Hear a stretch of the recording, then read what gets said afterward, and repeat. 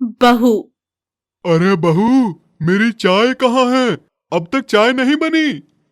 लाई पापा जी, अभी लेकर आती हूँ।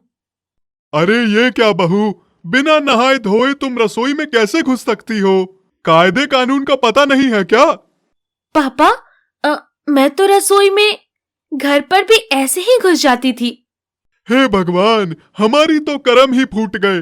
कैसी बहू आई है, बिना नहाए धोए घर में काम कैसे कर सकती है ये? पापा अभी नहाकर आई।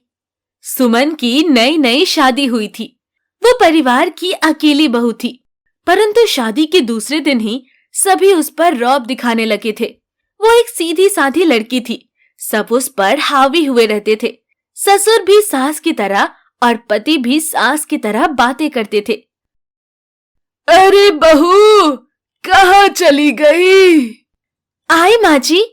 अरे